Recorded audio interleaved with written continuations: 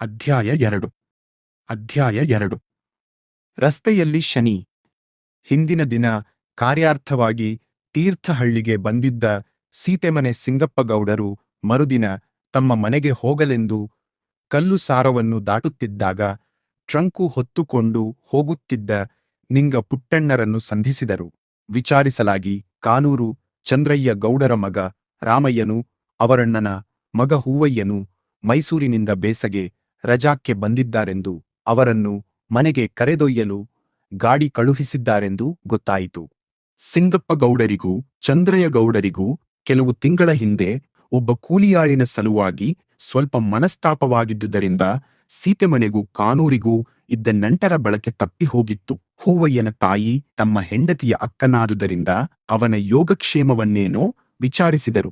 ಅವನನ್ನು ನೋಡಲು ಅವರ ಮನಸ್ಸು ತವಕಪಟ್ಟರೂ ಅದನ್ನು ಬಿಗಿಹಿಡಿದು ಹೊಳೆಯಿಂದ ನೇರವಾಗಿ ಕುರುವಳ್ಳಿಯ ರಸ್ತೆಗೆ ಸೇರುವ ಕಾಲು ಹಾದಿಯಲ್ಲಿ ಮುಂದೆ ಹೋದರು. ಸೀತೆಮನೆಗೆ ಹೋಗಲು ಕಾನೂರಿನ ಬಳಿಯಲ್ಲಿಯೇ ಹಾದು ಹೋಗಬೇಕಾಗಿತ್ತು. ಆದ್ದರಿಂದ ಗಾಡಿಯ ಮೇಲೆ ಬನ್ನಿ ಎಂದು ಪುಟ್ಟಣ್ಣ ಕರೆದಿದ್ದರೂ ಅವರು ಆತನಿಗೆ ಕುಂಟು ಕಾರಣ ಹೇಳಿ ಮುಂದೆ ಸಾಗಿದ್ದರು. ಅವರೊಡನೆ ಮಾತಾಡುತ್ತಿದ್ದುದರಿಂದಲೇ ಪುಟ್ಟಣ್ಣ ಗಾಡಿಯ ಬಳಿಗೆ ಬರಲು ಹೊತ್ತಾದುದು. ಹೂವಯ್ಯ ರಾಮಯ್ಯರು ಸಿಂಗಪ್ಪಗೌಡರನ್ನು ಕಲ್ಲುಸಾರ ದಾಟಿ ಬರುವಾಗ ದೂರದಿಂದಲೇ ಕಂಡಿದ್ದರೂ ಯಾರೋ ಏನೋ ಎಂದು ಸುಮ್ಮನಾಗಿದ್ದರು. ಸಿಂಗಪ್ಪಗೌಡರು ಎಂದು ಗೊತ್ತಾಗಿದ್ದರೆ ಬಹುಶಃ ಇಬ್ಬರೂ ಅವರಿಗೆ ಸ್ವಾಗತ ಬಯಸಿ ಗಾಡಿಯಲ್ಲಿ ಕೂತುಕೊಳ್ಳುವಂತೆ ಮಾಡುತ್ತಿದ್ದರು.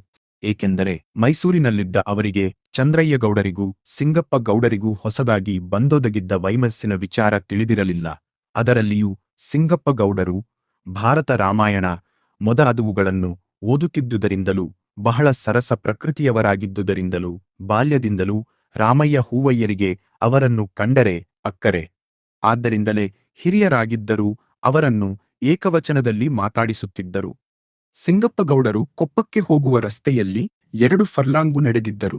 ಬಿಸಿಲ ಬೇಗೆಗೆ ಅವರು ಸೂಡಿದ್ದ ಕೊಡೆಯೂ ಕಾದು ಅವರಿಗೆ ಬಹಳ ಆಯಾಸವಾಯಿತು. ಬೆಳಗ್ಗೆ ಹೋಟಲಿನಲ್ಲಿ ತಿಂದಿದ್ದ ತಿಂಡಿಯೆಲ್ಲ ಕರಗಿ ಹೋಗಿ ಹಸಿವು ಹೆಚ್ಚಾಯಿತು. ರಸ್ತೆಯ ನುಣ್ಣನೆ ಕೆಂದೂಳಂತೂ ಸುಡುವಂತೆ ಕಾದು ಅವರ ಮುಂಗಾಲಿನವರೆಗೂ ಹಾರುತ್ತಿತ್ತು. ಅದಕ್ಕಾಗಿ ಅವರು ಉಟ್ಟಿದ್ದ ಕಚ್ಚೆ ಪಂಚೆಯನ್ನು ಮೊಳಕಾಲಿನ ಮೇಲಕ್ಕೆ ಎತ್ತಿ ಕಟ್ಟಿದ್ದರು. ಕೂದಲು ತುಂಬಿದ್ದ ಎದೆ ಕಾಣುವವರೆಗೂ ಕೋಟು ಶರ್ಟುಗಳ ಗುಂಡಿಗಳನ್ನು ಬಿಚ್ಚಿ ತೆರೆದಿದ್ದರು. ಒಂದು ಸಾರಿ ಪುಟ್ಟಣ್ಣ ಕರೆದಾಗ ಹೋಗಿದ್ದರೆ ಗಾಡಿಯಲ್ಲಿಯೇ ಕೂತುಕೊಂಡು ಹೋಗಬಹುದಾಗಿತ್ತು ಎಂದು ಎಣಿಸಿದರು. ಒಡನೆಯೇ ಅದನ್ನು ನಾಚಿಕೆಗೇಡೆಂದು ಮನಸ್ಸಿನಿಂದ ಅಟ್ಟಿಬಿಟ್ಟರು. ಅಷ್ಟರಲ್ಲಿ ಹಿಂದೆ ದೂರದಲ್ಲಿ ಗಾಡಿಯ ಮತ್ತು ಎತ್ತಿನ ಗಂಟೆಗಳ ಸದ್ದು ಕೇಳಿಸಿತು. ಹಿಂತಿರುಗಿ ನೋಡಿ ಕಾನೂರಿನ ಗಾಡಿಯೆಂದರಿತು. ಗಾಡಿಯಲ್ಲಿರುವವರಿಗೆ ತಮ್ಮ ಆಯಾಸ ಪ್ರದರ್ಶನ ಮಾಡುವುದು ಗೌರವಕ್ಕೆ ಕಡಿಮೆ ಎಂದು ಭಾವಿಸಿ ಬೇಗ ಬೇಗನೆ ನಡೆಯತೊಡಗಿದರು. ಗಾಡಿಯಲ್ಲಿ ಮುಂದೆ ಕುಳಿತಿದ್ದ ರಾಮಯ್ಯನು ಸಿಂಗಪ್ಪಗೌಡರನ್ನು ನೋಡಿದನು. ಪುಟ್ಟಣ್ಣನೊಡನೆ ಬೇಟೆಯ ವಿಚಾರವಾಗಿಯೂ ಮನೆಯ ನಾಯಿಗಳ ವಿಚಾರವಾಗಿಯೂ ಕುತೂಹಲ ಉತ್ಸಾಹಗಳಿಂದ ಮಾತಾಡುತ್ತಿದ್ದ ಹೂವಯ್ಯನು ಅವರನ್ನು ಕಾಣಲಿಲ್ಲ. ಅದು ಯಾರೋ ಅಲ್ಲಿ ಹೋಗುವವರು, ನಡಿಗೆ ನೋಡಿದರೆ ಸಿಂಗಪ್ಪ ಕಕ್ಕಯ್ಯನಂತೆ ಕಾಣುತ್ತದೆ ಎಂದನು ರಾಮಯ್ಯ. ಹೂವಯ್ಯನು ತಟಕ್ಕನೆ ನಿಮಿರಿ ತಿರುಗಿ ನೋಡಿ ಸಂತೋಷದಿಂದ ಮತ್ತೆ ಯಾರು, ಅವನೇ ಇರಬೇಕು ಎಂದನು. 64 ಅವರೇ ಹೌದು, ನಮ್ಮ ಜೊತೇಲಿ ಹೊಳೆ ದಾಟಿದರು. ಗಾಡಿ ಇದೆ ಬನ್ನಿ ಅಂದರೆ ಬರಲಿಲ್ಲ ಎಂದ ಪುಟ್ಟಣ್ಣನು ಅವು ಬರದಿದ್ದುದಕ್ಕೆ ಕಾರಣವನ್ನು ಹೇಳಲು ತೊಡಗುತ್ತಿದ್ದನು. ಅಷ್ಟರಲ್ಲಿ ರಾಮಯ್ಯನು ಕೈಚಪ್ಪಾಳೆ ಹೊಡೆದು ಓ ಸಿಂಗಪ್ಪ ಕಕ್ಕಯ್ಯ, ನಿಲ್ಲೋ ನಿಲ್ಲೋ ಎಂದು ಗಟ್ಟಿಯಾಗಿ ಕೂಗಿದನು. ಕೂಗು ಕೇಳಿಸಿದರೂ ಸಿಂಗಪ್ಪಗೌಡರು ನಿಲ್ಲದೆ 10 ಹೆಜ್ಜೆ ಮುಂದೆ ಸರಿದರು. ಒಡನೆಯೇ ಹೂವಯ್ಯ ರಾಮಯ್ಯ ಇಬ್ಬರೂ ಕೂಗಿ ಕರೆಯತೊಡಗಿದರು. ಸಿಂಗಪ್ಪಗೌಡರು ತನಗೂ ಚಂದ್ರಯ್ಯಗೌಡರಿಗೂ ಮನಸ್ತಾಪವಾದರೆ ಹುಡುಗರು ನನಗೇನು ಮಾಡಿದ್ದಾರೆ ಎಂದು ಉದಾರಾಲೋಚನೆ ಮಾಡಿ ನಿಂತರು. ಆ ಔದಾಯಕ್ಕೆ ಸೂರ್ಯದೇವನು ಬಹುಮಟ್ಟಿಗೆ ಕಾರಣನಾಗಿದ್ದಿರಬಹುದು. ವೇಗವಾಗಿ ದೌಡಾಯಿಸುತ್ತಿದ್ದ ಗಾಡಿ ಅವರ ಬಳಿ ಬಂದು ನಿಂತಿತು.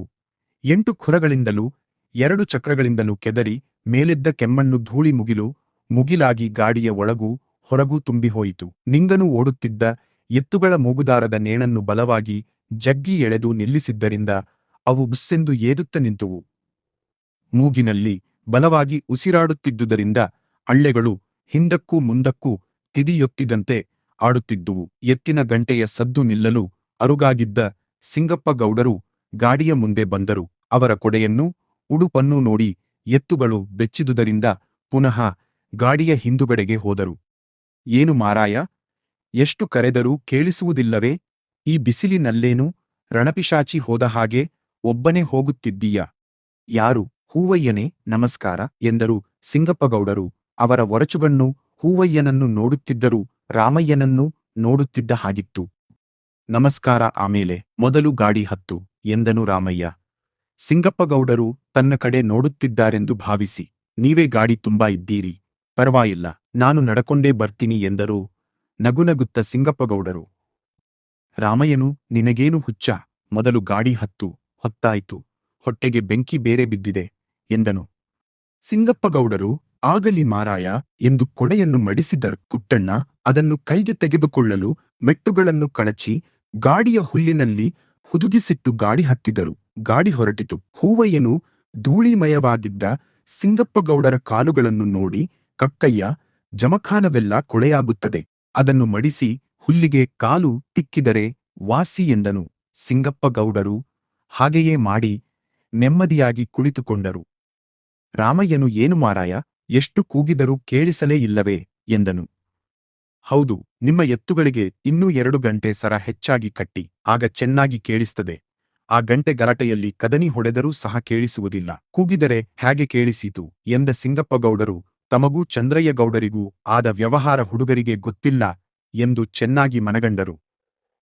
ಹೂವಯ್ಯನು, ಆಗ ಹೊಳೆ ದಾಟುವಾಗ ಪುಟ್ಟಣ್ಣ ಕರೆದರೆ ಬರಲಿಲ್ಲವಂತೆ ನೀನು, ಅದೇಕೆ ಹಾಗೆ ಮಾಡಿದೆ? ನಾವು ಸುಮ್ಮನೆ ಗಾಡಿ ಹೊಡೆದುಕೊಂಡು ಹೋಗಿ ನಿನ್ನನ್ನು ಬಿಸಿಲಿನಲ್ಲಿ ನಡೆಸಬೇಕಾಗಿತ್ತು ಎಂದು ನಕ್ಕನು. ವ್ಯವಹಾರದ ವಿಚಾರ ಗೊತ್ತಿದ್ದರೆ ಹೂವಯ್ಯ ಖಂಡಿತವಾಗಿಯೂ ಹಾಗೆ ಮಾತಾಡುತ್ತಿರಲಿಲ್ಲ. ಅದನ್ನರಿತು ಸಿಂಗಪ್ಪಗೌಡರು, ನೀವು ಬರುವುದು ಹೊತ್ತಾಗುತ್ತದೆ ಎಂದು ನಾನು ಮುಂದೆ ಹೊರಟುಬಿಟ್ಟೆ ಎಂದು ಪುಟ್ಟಣ್ಣನ ಕಡೆ ನೋಡಿದರು. ಪುಟ್ಟಣ್ಣನು ಮುಗುಳು ನಗ್ತಿದ್ದನು.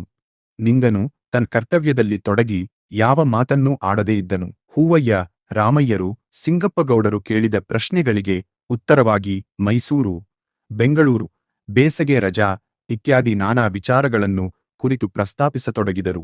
ಪುಟ್ಟಣ್ಣನು ಅವರ ಮಾತು ಕತೆಗಳನ್ನು ಆಲಿಸುತ್ತಾ ನಡುನಡುವೆ ಏನಾದರೊಂದು ಪ್ರಶ್ನೆ ಕೇಳುತ್ತಾ ಎಲೆಯಡಕೆ ಹಾಕಲು ಪ್ರಾರಂಭಿಸಿದ್ದನು. ಗಾಡಿಯ ಹಿಂಭಾಗದಲ್ಲಿ ಕುಳಿತಿದ್ದುದರಿಂದ ಹೊಗೆಸೊಪ್ಪು ಹಾಕಿದ ತಾಂಬೂಲವನ್ನು ಪದೇ ಪದೇ ಉಗುಳಲು ಅವನಿಗೆ ಬಹಳ ಅನುಕೂಲವಾಗಿತ್ತು. ಅವನು 2-3 ನಿಮಿಷಗಳಿಗೊಂದಾವರ್ತಿ ಪಿಚಕ್ಕನೆ ಉಗುಳಲು ಆ ರಕ್ತಾರುಣ ಲಾಲಾಜಲಪಿಂಡವು ಹನಿಹನಿಯಾಗದೆ, ಧಾರೆಧಾರೆಯಾಗದೆ, ಮುದ್ದೆ ಮುದ್ದೆಯಾಗಿ ನೆಗೆದು ರಸ್ತೆಯ ಕೆಂಧೂಳಿಯನ್ನು ತಾಗಿದ ಕೂಡಲೇ ಇಂಗಿಹೋಗಿ ಸಣ್ಣ ಸಣ್ಣ ಕೆಂಪು ಮಣ್ಣಿನ ಉಂಡೆಗಳನ್ನು ರಚಿಸುತ್ತಿತ್ತು. ರಸ್ತೆಯಲ್ಲಿ ಚಕ್ರಗಳ ಸಮದೂರವಾದ ಸ್ಫುಟವಾದ ಅವಿಚ್ಛಿನ್ನ ರೇಖಾಮುದ್ರೆ ಗಾಡಿ ಚಲಿಸಿದಂತೆಲ್ಲ ಅದನ್ನು ಸರ್ಪಗಮನದಿಂದ ಹಿಂಬಾಲಿಸುವಂತಿತ್ತು. ಬೇಸಗೆಯ ಮಧ್ಯಾಹ್ನದ ಸೂರ್ಯನ ತಪ್ಪ ತಾಮ್ರಬಿಂಬವು ಕಠೋರ ನಿಷ್ಕಾರುಣ್ಯದಿಂದ ಕರೆಯುತ್ತಿದ್ದ ಪ್ರಖರ ಕಿರಣವರ್ಷದಲ್ಲಿ ದಟ್ಟವಾಗಿ ಕಾಡು ಬೆಳೆದು ತೆರೆತೆರೆಯಾಗಿ ಹಬ್ಬಿದ್ದ ಮಲೆನಾಡಿನ ಬೆಟ್ಟಗುಡ್ಡಗಳು ಆಯಾಸದಿಂದ ಮೂರ್ಛಿಗೊಂಡಂತೆ ಶ್ಯಾಮ್ಲ ನಿದ್ರಾಸಕ್ತವಾಗಿದ್ದುವು. ಧೂಳುಗೆಂಪಿನ ರಸ್ತೆ ಸಹ್ಯಾದ್ರಿಯ ಅರಣ್ಯದೇವಿಯ ಮಹಾಮಸ್ತಕದ ಸುದೀರ್ಘವಾದ ಬೈತಲೆಯ ಸರಳ ವಕ್ರ ನಿಮ್ಮೋನ್ನತ ರೇಖಾವಿನ್ಯಾಸದಂತೆ ಮೆರೆದಿತ್ತು. ರಸ್ತೆಯಲ್ಲಿ ಅಲ್ಲಲ್ಲಿ ತಂತಿಕಂಬಗಳಿದ್ದು ಬಾನಿಗೆದುರಾಗಿ ತಂತಿಯ ಕರಿಯ ಗೆರೆ ಕಂಬದಿಂದ ಕಂಬಕ್ಕೆ ಪ್ರವಹಿಸಿ ಓಡುವಂತಿತ್ತು. ಹೆದ್ದಾರಿಯ ಇಕ್ಕೆಲಗಳಲ್ಲಿಯೂ ಪ್ರಾರಂಭವಾಗಿ ಸ್ವಚ್ಛಂದ ಕಾನನ ಶ್ರೇಣಿ ದೃಷ್ಟಿದೂರದವರೆಗೂ ಪ್ರಸರಿಸಿತ್ತು. ಯಾವುದೊಂದು ಪ್ರಾಣಿಯ ಸಂಚಾರವೂ ಇರಲಿಲ್ಲ. ಆಗಾಗ ನೇರಿಲೆಯ ಪೊದರು ಮರಗಳಲ್ಲಿ ತಿಕಳಾರ ಹಕ್ಕಿಗಳು ಮಾತ್ರ ಚಿಮ್ಮುತ್ತಿದ್ದುದು ಕಾಣಬರುತ್ತಿತ್ತು. ಆ ಮಟಮಟ ಮಧ್ಯಾಹ್ನದಲ್ಲಿ ಅವುಗಳ ಆಕಾರವೂ ಧೂರ್ತತನವಲ್ಲದೆ ಲೀಲೆಯಾಗಿರಲಿಲ್ಲ. ಅವು ಕೂಗುತ್ತಿದ್ದುವೋ ಏನೋ, ಆದರೆ ಕೇಳಿಸುತ್ತಿರಲಿಲ್ಲ. 2 ಎತ್ತುಗಳ ಕುತ್ತಿಗೆಯಲ್ಲಿದ್ದ ಸುಮಾರು 40-50 ಕಿರುಗಂಟೆಗಳು ಇಂಪಾಗಿ ನಾದಗೈದು ಮಹಾರಣ್ಯ ಮೌನವನ್ನು ಮಥಿಸುತ್ತಿದ್ದುವು. ಆ ಹಗಲು, ಆ ಬಿಸಿಲು, ಆ ಕಾಡಿನ ಹಸುರು ಶಾಂತಿ, ಆ ವಿಜನತೆ, ಆ ಗಾಡಿಯ ಡೋಲಾಯಮಾನತೆ, ಆ ಘಂಟಾನಾದದ ಜೋಗುಳದುಲಿ, ಇವುಗಳಲ್ಲಿ ಗಾಡಿಯೊಳಗಿದ್ದ ಹಸಿದು ಆಯಾಸಗೊಂಡಿದ್ದ ಜನಗಳು ಮಾತು ಬಿಟ್ಟು ತೂಕಡಿಸಲಾರಂಭಿಸಿದ್ದರು. ನಿಂಗನು ಕೂಡ ಅರೆನಿದ್ದೆಯಲ್ಲಿದ್ದನು. ಅವನ ಕೈಲಿದ್ದ ಬಾರುಕೋಲು ತನ್ನ ಚಟುವಟಿಕೆಯನ್ನುಳಿದು ಬಾಗಿತ್ತು. ಅವನ ತಲೆ ಹೆಗಲ ಮೇಲೆ ಮಲಗಲೆಳಸುತ್ತಿತ್ತು. ಗಾಡಿ ತೂಗಿದಂತೆಲ್ಲ ತೂಗುತ್ತಿತ್ತು. ಆ ಮಹಾ ನಿಶ್ಚಲ ಜಗತ್ತಿನಲ್ಲಿ ಗಾಡಿಯೊಂದೇ ಚಲಿಸುವ ಕ್ಷುದ್ರ ವಸ್ತುವಾಗಿತ್ತು. ಮನೆಯ ಕಡೆಗೆ ಮುಖ ಮಾಡಿದ ಎತ್ತುಗಳಿಗೆ ಹಾದಿಯನ್ನು ಹೇಳಿಕೊಡಬೇಕಾಗಿರಲಿಲ್ಲ.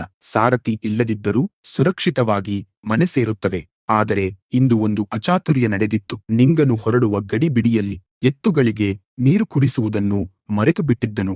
ಗಾಡಿ 14ನೇ ಮೈಲಿ ಕಲ್ಲನ್ನು ದಾಟಿ ತೀರ್ಥಹಳ್ಳಿಯಿಂದ 1.5 ಅಥವಾ 2 ಮೈಲಿ ಹೋಗಿತ್ತು. ಲಚ್ಚನಿಗೆ ಬಹಳ ಬಾಯಾರಿಕೆಯಾಗಿ ನೀರು ಕಂಡರೆ ಸಾಕು ಎನ್ನುವಷ್ಟಾಗಿತ್ತು. ಅನತಿ ದೂರದಲ್ಲಿ ಹಾದಿಯ ಪಕ್ಕದಲ್ಲಿ ಒಂದು ಕೆರೆಯಿದ್ದುದು ಅದರ ಕಣ್ಣಿಗೆ ಬಿತ್ತು. ಕೂಡಲೇ ನಡಿಗೆಯನ್ನು ಚುರುಕು ಮಾಡಿತು. ನಂದಿಗೆ ಅಷ್ಟು ಬಾಯಾರಿಕೆಯಾಗಿರದಿದ್ದರೂ ಜೊತೆಯ ಎತ್ತು ಜೋರಾಗಿ ಎಳೆದುದರಿಂದ ಅದು ಜೋರಾಗಿಯೇ ಕಾಲು ಹಾಕಿತು. ಗಾಡಿಯಲ್ಲಿ ಯಾರಿಗೂ ಬಾಹ್ಯ ಪ್ರಜ್ಞೆ ಇರಲಿಲ್ಲ. ಏರಿಯೇ ರಸ್ತೆಯಾಗಿದ್ದುದರಿಂದ ಕೆರೆ ಸ್ವಲ್ಪ ಕಡಿದಾಗಿತ್ತು. ಎತ್ತುಗಳು ಒಂದೇ ಸಮನೆ ನೀರಿನ ಕಡೆಗೆ ಭರದಿಂದ ಸಾಗಿದುವು. ಬಲಗಡೆ ಚಕ್ರವು ಮೊದಲು ಪಕ್ಕನೆ ಕೆಳಗಿಳಿದುದರಿಂದ ಗಾಡಿ ಬಲವಾಗಿ ಜಗ್ಗಿತು. ಕೂಡಲೇ ಎಚ್ಚೆತ್ತ ಸಿಂಗಪ್ಪಗೌಡರು ಅಪಾಯವೇನೆಂಬುದನ್ನು ಸರಿಯಾಗಿ ಅರಿಯದಿದ್ದರೂ ನಿಂಗ ನಿಂಗ ನಿಂಗ ಎಂದು ಕೂಗಿದರು. ಉಳಿದವರೆಲ್ಲ ಎಚ್ಚೆತ್ತು ಹೋ ಹೋ ಹೋ ಎಂದು ಕೂಗಿಕೊಂಡರು. ನಿಂಗನೂ ಎದ್ದು ಮೂಗುದಾರವನ್ನು ಬಲವಾಗಿ ಜಗ್ಗಿ ಎಳೆದನು. ಆದರೆ ಆಗಲೇ ಕಾಲ ಮಿಂಚಿದ್ದುದರಿಂದ ಗಾಡಿ ಉರುಳಿತು. ಏರಿಯ ಕೆಳಭಾಗದಲ್ಲಿದ್ದ ಒಂದು ಕಾಡುಮಾವಿನ ಮರಕ್ಕೆ ಕಮಾನು ಡಿಕ್ಕಿ ಹೊಡೆಯಿತು. ನಂದಿಗೆ ಕುತ್ತಿಗನೇಣು ಬಿಗಿಯಾಗಿ ಭೋರ್ಗರೆಯಲಾರಂಭಿಸಿತು. ಗಾಡಿಯಲ್ಲಿ ಒಬ್ಬರ ಮೇಲೊಬ್ಬರು ಉರುಳಿಬಿದ್ದರು. ಗಾಡಿ ಮರಕ್ಕೆ ತಾಗಿ ನಿಂತ ಕೂಡಲೇ ಪುಟ್ಟಣ್ಣ, ಸಿಂಗಪ್ಪಗೌಡರು, ರಾಮಯ್ಯ ಹೊರಗೆ ಹಾರಿದರು.